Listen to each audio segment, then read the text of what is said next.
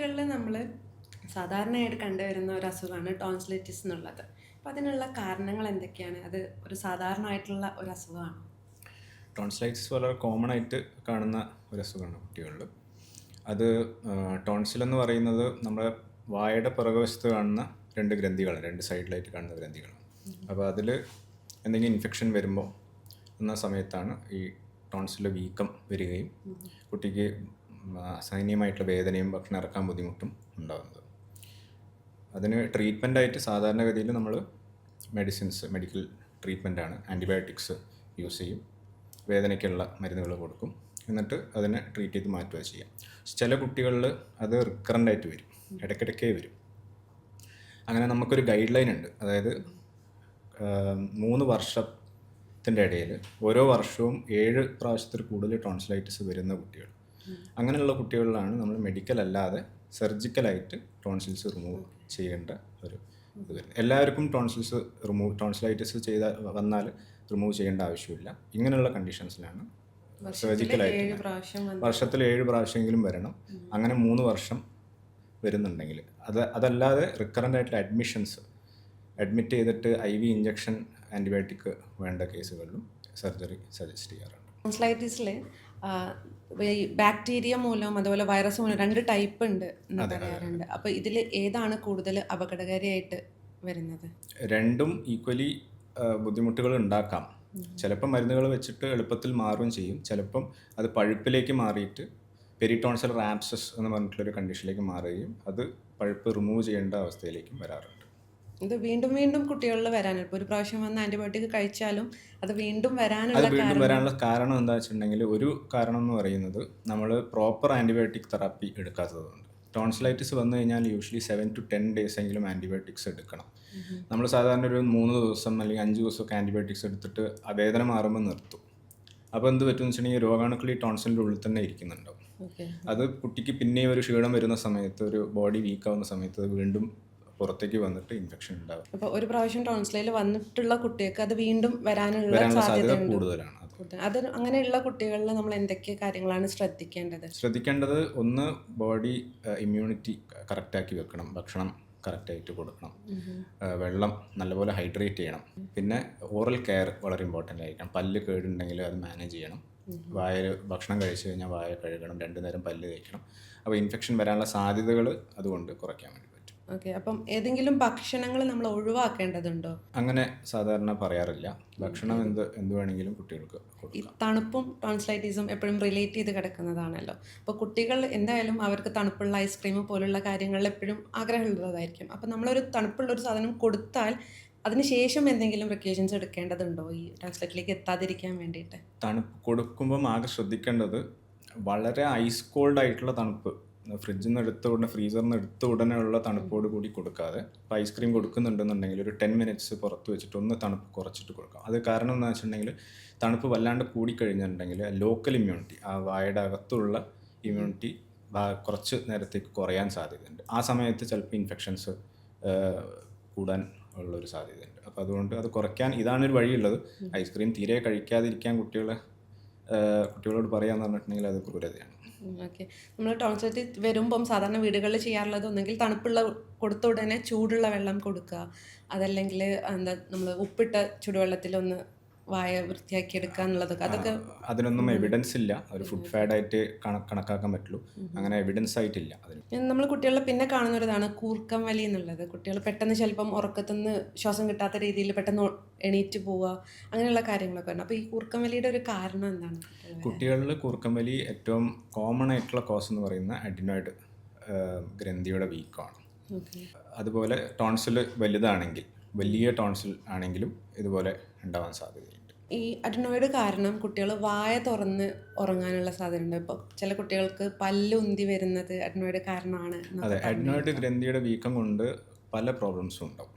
നമ്മൾ ആ അഡിനോയിഡ് വീക്കം മാത്രമല്ല അതിൽ പ്രശ്നം, അതുകൊണ്ടുണ്ടാകുന്ന കോംപ്ലിക്കേഷൻസ് ആണ് നമ്മൾ ട്രീറ്റ് ചെയ്ത് മാറ്റേണ്ടത്.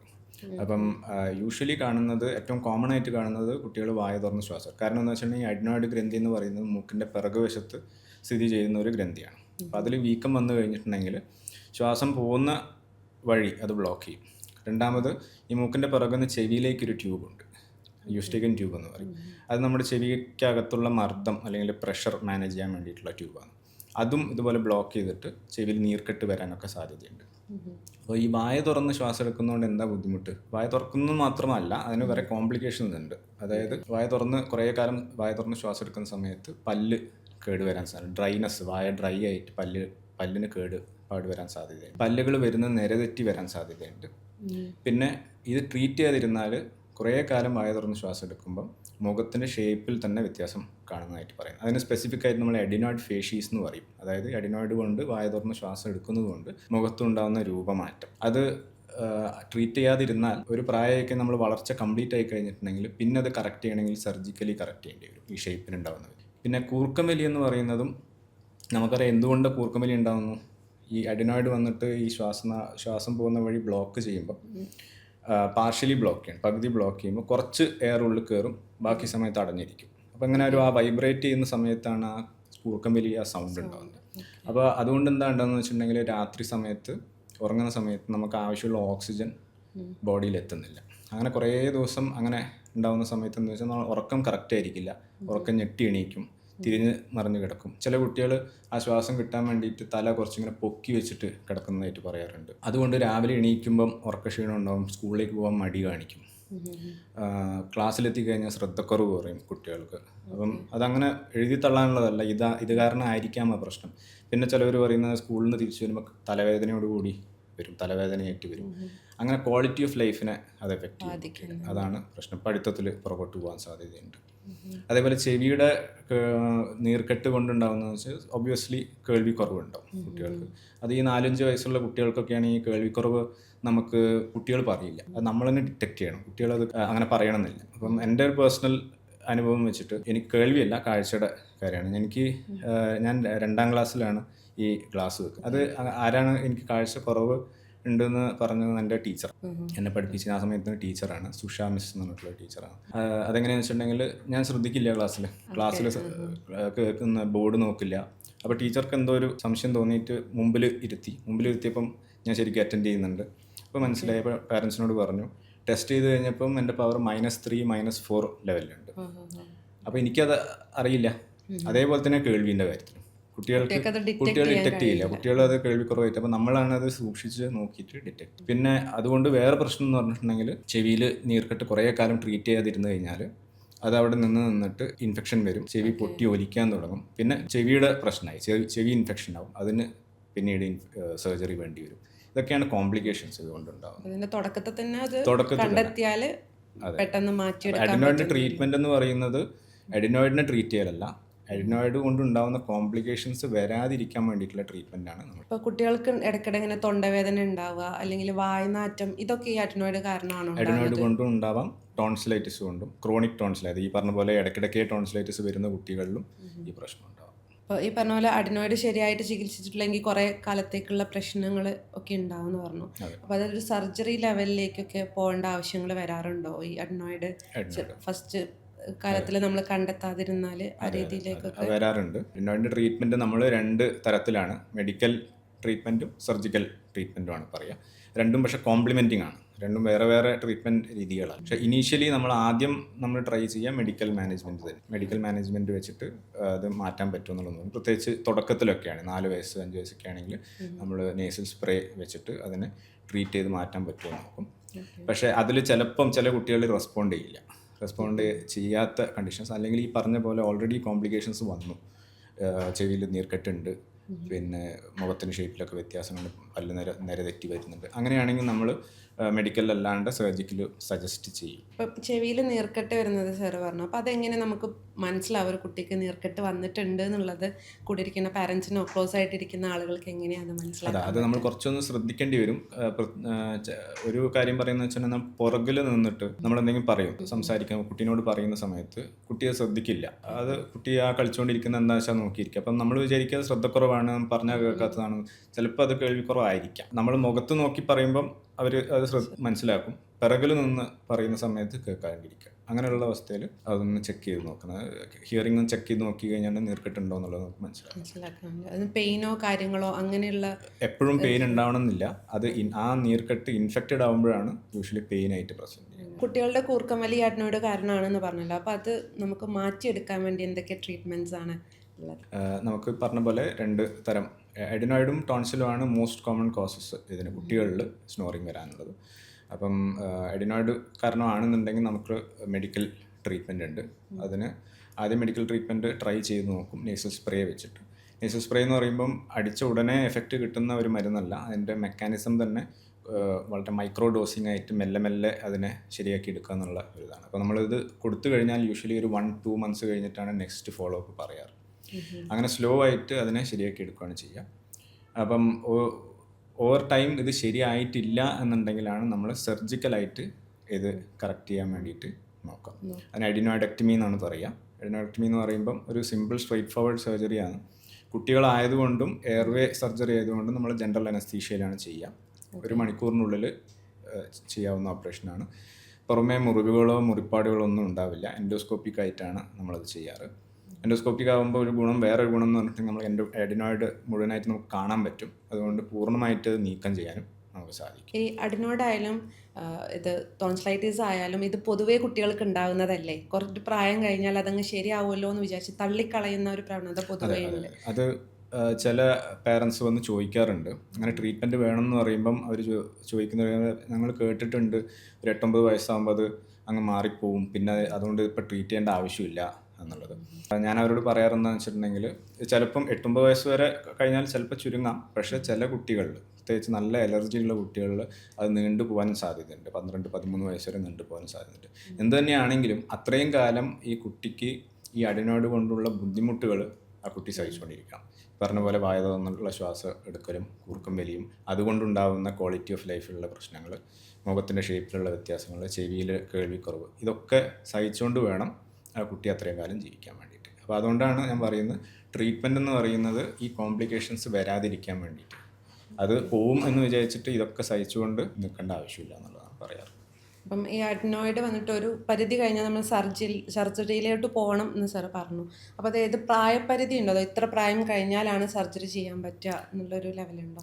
അങ്ങനെയില്ല. കാരണം സർജറി നമ്മൾ ഉദ്ദേശിക്കുന്നത് വെച്ചിട്ടുണ്ടെങ്കിൽ മെഡിക്കൽ മാനേജ്മെൻറ്റ് ഫെയിലായി കഴിഞ്ഞാൽ ഈ പറഞ്ഞ പോലെ കോംപ്ലിക്കേഷൻസ് വരാതിരിക്കാൻ വേണ്ടിയിട്ട് നമ്മൾ ചെയ്യുന്നതാണ്. അതിപ്പോൾ ഏത് പ്രായത്തിലാണ്, ഇപ്പം 4 വയസ്സുള്ള കുട്ടിക്കാണ് ഈ കോംപ്ലിക്കേഷൻസ് ഒക്കെ വരാൻ, ഇപ്പോൾ ചെവിയിൽ നീർക്കെട്ടുണ്ട്, ഈ പ്രശ്നങ്ങളൊക്കെ ഉണ്ട്, നല്ല വലിയ അഡിനോയിഡൊക്കെ ആണെന്നുണ്ടെങ്കിൽ, മെഡിക്കൽ മാനേജ്മെൻറ്റ് ഫെയിൽ ആവുന്നുണ്ടെന്നുണ്ടെങ്കിൽ നമ്മൾ ആ 4 വയസ്സിൽ തന്നെ സർജറി പറയാറുണ്ട്. നമ്മൾ മാറി വരുന്ന കാലാവസ്ഥയ്ക്ക് അനുസരിച്ച് കുട്ടികൾക്ക് ഓരോരോ അസുഖങ്ങൾ വരും. പ്രത്യേകിച്ച് തണുപ്പ് ഒക്കെ ആയി വരുമ്പോഴത്തേക്കും കുട്ടികൾക്ക് ടോൺസിലും ഈ പറഞ്ഞ ആൻഡ്രോയിഡൊക്കെ ആയിട്ട് വരാറുണ്ട്.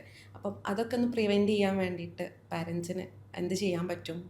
അഡിനോയിഡ് വരുന്നതിൻ്റെ, അഡിനോയിഡിൻ്റെ പ്രശ്നം ഉണ്ടാകുന്നതിൻ്റെ ഒരു മേജർ റീസൺ അലർജിയാണ്. അത് കുട്ടികളുടെ അലർജി കൂടുമ്പോഴാണ് ഈ അഡിനോയിഡ് വലിപ്പം കൂടുകയും ഈ പറഞ്ഞ പ്രശ്നങ്ങളൊക്കെ ഉണ്ടാവുകയും ചെയ്യാം. അപ്പം ഈ അലർജി കൂടുതൽ എപ്പോഴാണ് ഉണ്ടാകുക വെച്ചിട്ടുണ്ടെങ്കിൽ പൊടി അല്ലെങ്കിൽ പോളൻ, ചില സീസൺസിൽ ചില പൂക്കളുടെ പോളൻ കൊണ്ടുള്ള അലർജി ആയിരിക്കാം, അല്ലെങ്കിൽ തണുപ്പ് കാലത്ത് ഇത് കുറച്ച് കൂടുതലായിരിക്കാം. അപ്പോൾ അതിന് നമുക്ക് തടയാൻ പറ്റുന്ന ചില കാര്യങ്ങളുണ്ട്. ഇപ്പം വീട്ടിലാണെങ്കിൽ പൊടി ഇല്ലാത്ത ഒരു സിറ്റുവേഷൻ ഉണ്ടാക്കണം. അതായത് ഇപ്പം കാർപ്പറ്റ്സും കേർട്ടൻസൊക്കെ ഉണ്ടെന്നുണ്ടെങ്കിൽ അത് ഇടയ്ക്ക് ഒന്ന് അലക്കുക, ഒരു 2 വീക്സ് കൂടുമ്പോഴെങ്കിലും അലക്കിയിട്ട് യൂസ് ചെയ്യണം. പിന്നെ പൊടി തങ്ങുന്ന സ്ഥലങ്ങൾ അതൊക്കെ ഒന്ന് ക്ലീൻ ആക്കി വെക്കണം. Better use vacuum cleaner use ചെയ്യുമ്പം നമ്മൾ ഈ ചൂല് വെച്ച് അടിച്ചു വരുന്ന സമയത്ത് പൊടി അന്തരീക്ഷത്തിൽ പറന്നിട്ട് അവിടെ നിലനിൽക്കും, ചിലപ്പോൾ ദിവസങ്ങളോളം നിൽക്കും. അപ്പോൾ അതിന് പകരം വാക്യൂം ക്ലീനേഴ്സ് യൂസ് ചെയ്യാം.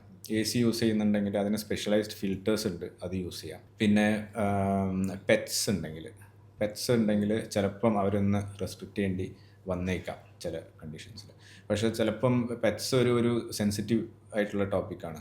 ചിലവർക്ക് പെറ്റ്സ് എന്ന് പറഞ്ഞാൽ വളരെ ജീവനുള്ള ഇതായിരിക്കും. അപ്പോൾ അത് വെച്ചിട്ട് തന്നെ നമ്മൾ മെഡിക്കലി മാനേജ് ചെയ്യേണ്ടി വരും. അപ്പോൾ ഈ പെറ്റ്സുള്ള സമയത്ത് നമ്മൾ ഈ അലർജി മാനേജ് ചെയ്യണമെങ്കിൽ ഈ നേസൽ സ്പ്രേസും ഒക്കെ ഉപയോഗിച്ചിട്ട് അങ്ങനെ മാനേജ് ചെയ്യേണ്ടി വരും. കുട്ടികളിൽ ഈ ശ്വാസതടസ്സം, കഫക്കെട്ട് ഒക്കെ ഉണ്ടാകുന്ന സമയത്ത് നമ്മൾ ഫാനിൻ്റെ അടിയിൽ കിടത്തരുത്, അതുപോലെ പല ടൈപ്പ് നമ്മുടെ കമ്പിളിപ്പുറപ്പ് പോലുള്ള സാധനങ്ങളൊന്നും യൂസ് ചെയ്യരുത് എന്നൊക്കെ പറയാറുണ്ട്. അപ്പം അതിലൊക്കെ എന്തെങ്കിലും കാര്യങ്ങളുണ്ട്? ഫാനിൻ്റെ അടിയിൽ കിടക്കുന്നതിൽ പ്രശ്നമുണ്ട് എന്നുള്ളതിന് എവിഡൻസ് ഒന്നുമില്ല. മെയിൻലി തണുപ്പും പിന്നെ പൊടിയുമാണ്. അപ്പോൾ ഫാനിൽ ചിലപ്പോൾ പൊടി ഉണ്ടെന്നുണ്ടെങ്കിൽ ചിലപ്പം ഈ പ്രശ്നം ഉണ്ടാവുന്നുണ്ടായിരിക്കാം. അതായിരിക്കാം ചിലപ്പം ഇതിൻ്റെ കോസായിട്ട് വരുന്നത്. നമ്മൾ ഇയർ വാക്സ് കളയാൻ വേണ്ടിയിട്ട് നമ്മൾ ഇയർബഡ്സ് ഒക്കെ യൂസ് ചെയ്തിട്ട് കളയാറുണ്ട്. അപ്പം ഇതിൽ ഏറ്റവും നല്ല മെത്തേഡ് എന്നാണ്? ഈ ഇയർബഡ്സ് യൂസ് ചെയ്യുന്നത് നല്ലതാണോ, അതല്ല വേറെ എന്തെങ്കിലും മെത്തേഡാണോ ഇത് ഇയർ വാക്സ് കളയാൻ വേണ്ടിയിട്ട് നമ്മൾ യൂസ് ചെയ്യേണ്ടത്? ഇയർ വാക്സ് എന്ന് പറയുന്നത് ശരിക്കും പറഞ്ഞാൽ നമുക്ക് നോർമലി എല്ലാവർക്കും ചെവിയിൽ ഉണ്ടാകുന്ന ഒരു സാധനമാണ്. അത് ആക്ച്വലി പ്രൊട്ടക്റ്റീവാണ് വാക്സ് ഉണ്ടാകുന്നത്. വാക്സ് കുറച്ചുണ്ടാകുന്നത് പ്രൊട്ടക്റ്റീവാണ്. അതെന്താണെന്ന് വെച്ചിട്ടുണ്ടെങ്കിൽ എന്തെങ്കിലും പ്രാണികളോ അല്ലെങ്കിൽ ഡസ്റ്റൊക്കെ ഉണ്ടെങ്കിൽ അതിനെ ഇത് ക്യാപ്ചർ ചെയ്യാൻ വേണ്ടിയിട്ട് വാക്സിൽ കുടുക്കിയിട്ട് ഇയർ ഡ്രമ്മിൻ്റെ ഉള്ളിൽ പോയി ഇഞ്ചുറി വരാതെ ഇരിക്കാൻ വേണ്ടിയിട്ട് സഹായിക്കും. നല്ല വാക്സ് കുറേ ചില ആൾക്കാർക്ക് വല്ലാണ്ട് അധികം വാക്സ് ഉണ്ടായിട്ട് ചെവി അടപ്പൊക്കെ ഉണ്ടാവും. ആ സമയത്ത് അവരെന്തെന്ന് വെച്ചിട്ടുണ്ടെങ്കിൽ ഇയർബഡ്സ് വെച്ചിട്ട് ആ വാക്സ് എടുക്കാൻ വേണ്ടി ശ്രമിക്കും. പക്ഷേ അതിലെന്ന് വെച്ചിട്ടുണ്ടെങ്കിൽ ആ വാക്സ് അതിൻ്റെ കുറച്ച് ഭാഗം മാത്രമേ ഈ ബഡ്സിൽ വരുള്ളൂ. നമ്മൾ ഈ ഉള്ളിൽ യൂസ് ചെയ്യുന്ന സമയത്ത് കൂടുതൽ ഈ വാക്സ് ഉള്ളിലേക്ക് പോവുക ചെയ്യാം. അതിൻ്റെ ഒരു 5% ബഡ്സിലേക്ക് വരുള്ളൂ, ബാക്കിയെല്ലാം ഉള്ളിലേക്ക് ചെല്ലും.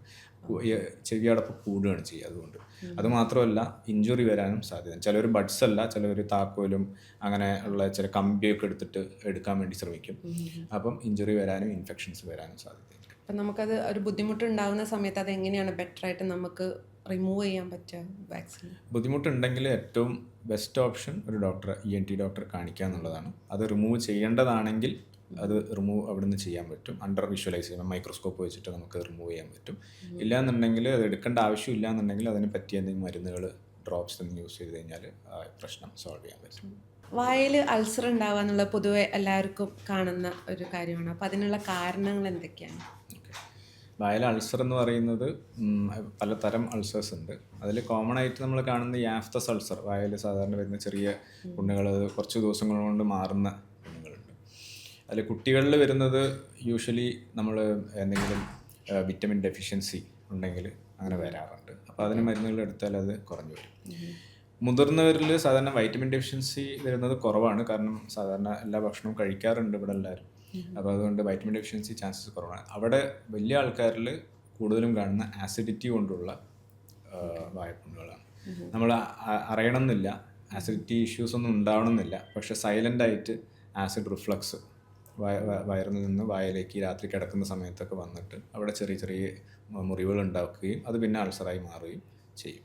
അപ്പം ആസിഡിറ്റി ട്രീറ്റ് ചെയ്ത് കഴിഞ്ഞാൽ പലപ്പോഴും ഈ ഇടയ്ക്കിടയ്ക്ക് വരുന്ന വലിയ ആൾക്കാരിൽ മുതിർന്നവരിൽ വരുന്ന അൾസേഴ്സ് നമുക്ക് മാനേജ് ചെയ്യാൻ പറ്റാറുണ്ട്. പക്ഷേ ഈ അൾസർ 2 ആഴ്ചയിൽ കൂടുതൽ, ഒരേ സ്ഥലത്ത് തന്നെ ഒരു അൾസർ 2 ആഴ്ചയിൽ കൂടുതൽ നിൽക്കുന്നുണ്ടെങ്കിൽ അത് ഒരു ഡോക്ടറെ കാണിച്ച് അത് പ്രശ്നമില്ലാത്ത, അപകടമില്ലാത്ത അൾസറാണെന്ന് ഉറപ്പുവരുത്തണം.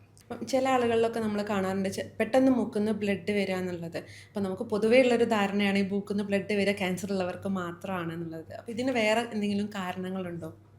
അതെ, അത് സിനിമകളിൽ നിന്ന് വരുന്ന ഒരു ഇതാണ്. മൂക്കുന്ന് ബ്ലഡ് വരുമ്പോൾ അപ്പം അത് ഒരു സാഡ് BGM ഇട്ടിട്ട് ഉള്ളൊരു ഇത്. അങ്ങനെയല്ല, ക്യാൻസർ കൊണ്ട് മാത്രമല്ല, ഏറ്റവും കോമൺ ആയിട്ട് പല കാരണങ്ങൾ കൊണ്ടും വരാറുണ്ട്. അത് കുട്ടികളിലാണെങ്കിൽ എന്തെങ്കിലും മൂക്കിൽ വിരലിട്ടിട്ട് നഖം തട്ടിയിട്ടാണ് മോസ്റ്റ് കോമൺലി ഉണ്ടാവാറ്. ഇല്ലാന്നുണ്ടെങ്കിൽ ചെറിയ ഇൻഫെക്ഷനൊക്കെ വന്ന് ഈ പറഞ്ഞ പോലെ അഡിനോയിഡിൻ്റെ ഇൻഫെക്ഷനോ അങ്ങനെ എന്തെങ്കിലുമൊക്കെ ഉണ്ടെന്നുണ്ടെങ്കിൽ ബ്ലീഡിങ് ആയിട്ട് വരാറുണ്ട്. മുതിർന്നവരിൽ വരുന്നത് ഇതേപോലെ ഇൻഫെക്ഷൻസ് ആയിരിക്കാം, ഇല്ലെങ്കിൽ പ്രഷർ കൂടുതലുള്ള ആൾക്കാർക്ക്, അതേപോലെ ഹാർട്ടിൻ്റെ ചില മരുന്നുകൾ, രക്തലീക്കുന്ന ടാബ്ലറ്റ്സ് എടുക്കുന്ന ആൾക്കാർക്ക് എളുപ്പത്തിൽ ഇങ്ങനെ ബ്ലീഡിങ് വരുന്നതായിട്ട് കാണാറുണ്ട്.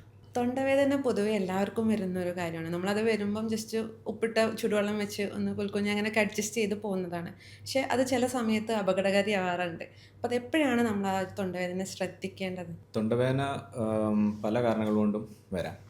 ഏറ്റവും കോമൺ ആയിട്ട് കാണുന്നത് ഇൻഫെക്ഷൻ, എന്തെങ്കിലും ചെറിയ ഇൻഫെക്ഷൻ വരുന്ന സമയത്താണ് തൊണ്ടവേദനയായിട്ട് ഉണ്ടാവുക. അത് നമ്മൾ സാധാരണ ചെറിയ മരുന്നുകളൊക്കെ കഴിച്ചു കഴിഞ്ഞാൽ അതങ്ങ് മാറിപ്പോകും. പക്ഷേ ഈ മരുന്നുകൾ കൊണ്ട് മാറിയിട്ടില്ല, അതിൻ്റെ കൂടെ ഭക്ഷണം ഇറക്കാനുള്ള ബുദ്ധിമുട്ട്, ശബ്ദത്തിലുള്ള വ്യത്യാസങ്ങൾ, അങ്ങനെ എന്തെങ്കിലും കാണുന്നുണ്ടെന്നുണ്ടെങ്കിൽ അത് നമ്മൾ ടെസ്റ്റ് ചെയ്ത് നോക്കണം. എന്തെങ്കിലും പ്രശ്നങ്ങൾ, ഇൻഫെക്ഷൻ പടർന്നതായിരിക്കാം, അല്ലെങ്കിൽ ഇൻഫെക്ഷൻ അല്ലാതെ തന്നെ വേറെ മറ്റു കാരണങ്ങൾ, അപകടമുള്ള മറ്റു കാരണങ്ങളുണ്ടോ എന്നുള്ളത് നമ്മൾ ടെസ്റ്റ് ചെയ്ത് നോക്കേണ്ടി വരും. നമുക്ക് പൊതുവേ എല്ലാവർക്കും ഉണ്ടാകുന്നതാണ് തലവേദന. ഇപ്പോൾ വെയിൽ കൊണ്ടാൽ തലവേദന ഉണ്ടാകും. അങ്ങനെ പല കാരണങ്ങൾ കൊണ്ട് തലവേദനകൾ ഉണ്ടാവാറുണ്ട്. അപ്പോൾ അത് നമ്മുടെ തലയുടെ പല ഭാഗത്തായിട്ടാണ് നമുക്ക് പലപ്പോഴും വേദന അനുഭവപ്പെടാറില്ല. അപ്പോൾ അത് നമുക്ക് ഭാഗങ്ങൾ വെച്ചിട്ട്, ഇപ്പോൾ സെൻട്രൽ ഏരിയ, സൈഡ് ഇതൊക്കെ വെച്ചിട്ട് എന്ത് കാരണങ്ങൾ കൊണ്ടാണെന്ന് മനസ്സിലാക്കാൻ വേണ്ടി സാധിക്കും? തലവേദന ഒരു 150 കാരണങ്ങളുണ്ട് തലവേദന ഉണ്ടാവാൻ വേണ്ടിയിട്ട്. അതിൽ ഒരു കാരണം എന്ന് പറയുന്നത് നമ്മുടെ എന്തെങ്കിലും ഇൻഫെക്ഷൻ ഉണ്ടെങ്കിൽ, സൈനസിൽ കഫം നിറഞ്ഞു കഴിഞ്ഞിട്ടുണ്ടെങ്കിൽ തലവേദനയായിട്ട് പ്രസൻറ്റ് ചെയ്യാം. അത് അതിൻ്റെ കൂടെ തലവേദന മാത്രമായിരിക്കില്ല, മൂക്കിലുള്ള മൂക്കടപ്പും മൂക്കൊലിപ്പും പനിയും പിന്നെ മുഖത്ത് ഒരു വെയിറ്റും അങ്ങനെയൊക്കെ ഉണ്ടാവും. അത് വെച്ചിട്ട് നമുക്ക് സൈനസൈറ്റിസ് ആണെന്നുള്ളത് തിരിച്ചറിയാൻ പറ്റും.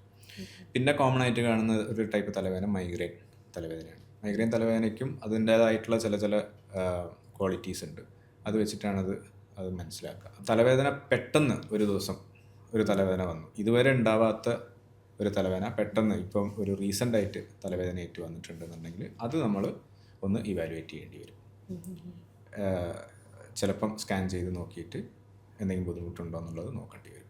അതായത് ഇത്രയും കാലമായിട്ട് തലവേദന ഇല്ല, പക്ഷെ പെട്ടെന്ന് ഒരു ദിവസം എണീറ്റപ്പോൾ തലവേദന അത് മാറുന്നില്ല, അത് കണ്ടിന്യൂസ് ആയിട്ട് നിൽക്കുന്നുണ്ടെന്നുണ്ടെങ്കിൽ അത് ഒരു ഡേഞ്ചർ സൈനാണ്. അപ്പം തലവേദനകൾ പല കാരണങ്ങൾ കൊണ്ടും ഉണ്ടാവാം.